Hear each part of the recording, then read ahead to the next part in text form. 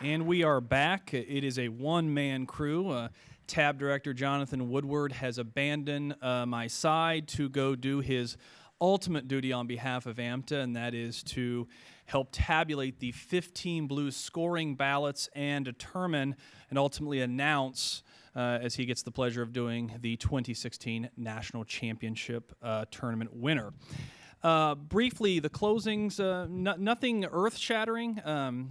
Prosecution did talk about the jokes made by the defense side. They did bring up the impeachments. But in general, they stuck to the follow the blood theme. It was very meticulous, very mechanical again. And why not? The evidence is very strongly in their favor. On the defense side, Daniel Stern took not as animated of a route as I thought he would. He basically attacked each of the prosecution's three witnesses.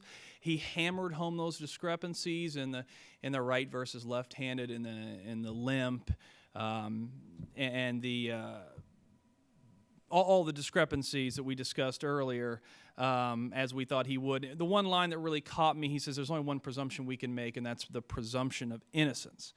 But on the whole, very solid closing arguments, nothing earth-shatteringly exciting in there, what we expected. The case is now in the hands of the jurors who are filling out their 15 blue ballots. Some questions have come in from Twitter, from Facebook. The most constant question seems to be, are we wearing pants here? We are wearing pants. We know you can't see that. But and another announcement while we wait is that for those of you at home that were not here this weekend, next year's National Championship Tournament will, of course, be in the city of Los Angeles, California. It's first ever trip to the West Coast, and it will be an employment law discrimination case. So that's very exciting, a first for AMTA. We are still momentarily waiting on some commentary from the judges. I see Glenn Halva-Neubauer is in the room. Glenn, do you want to come on over real quick? The host of this wonderful event, the person who put together 5, 6, and in some instances 7 judge panels this morning. We both have microphones now. Glenn, how's the tournament gone? I'm relieved. It's Sunday night. We're almost ready to name a national championship for the Bell Tower event, and I feel very pleased. Lots of people contributed mightily to this event, and I think it's really been successful. It's showcased Greenville, it's showcased South Carolina, and it's showcased Furman University. It has been a great event. As a person who's done this before, last year, I know how you're feeling right now, which is incredibly relieved. Accolades this weekend have all been great. You use 3 courthouses. You use your campus. There were a lot of moving parts, and I know a lot of funding and sponsorship went into this, but it's been a great weekend. And certainly kudos to you and your staff. I know more than 2 years have gone into planning this since the bid process to hosting the tournament. So, but here's what's really on the minds of everyone watching at home. You watched the round, correct? Yes. What's your prediction? Well, my prediction is based upon my watching the round. Remember, I didn't watch everything because I was in and out doing a few things to help. No good with coach the ever watches an entire round. Well, that is perhaps true.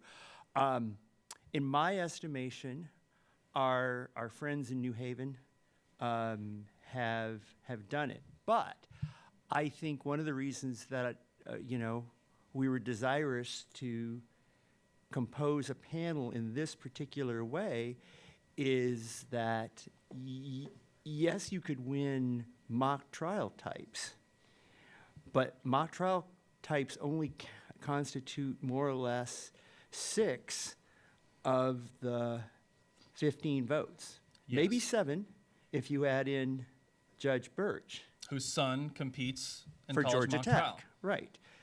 You still need somebody else You do. to make that. So what is that? So what is that coalition? If there's that kind of break in the action, and I'm not sure that there necessarily is that kind of break in the act or breakdown in the results, but that was carefully planned, shall we say? Sure. I make it sound like it was carefully planned, but really what it was is that it just sort of worked out that way in the end, and I was quite pleased by it. But I know that you inspired me from your work in Cincinnati is to add more mock trial All-Americans into the mix. And we did that this weekend with Mr. Hartsfield and Mr. Rucker from Northwood. But they're 2 votes. So we'll see.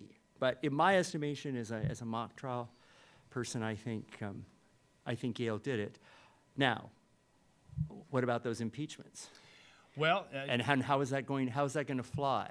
And was there seemingly did that really call into question the integrity of the whole defense operation?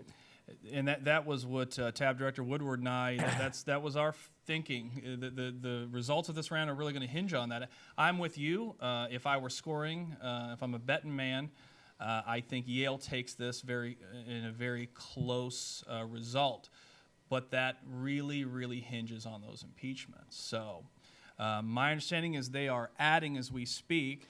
And I don't believe we have any commentary from the judges at this point. We have some commentary going on from a few of the judges. Let's listen in real briefly to the comments being given by the judges.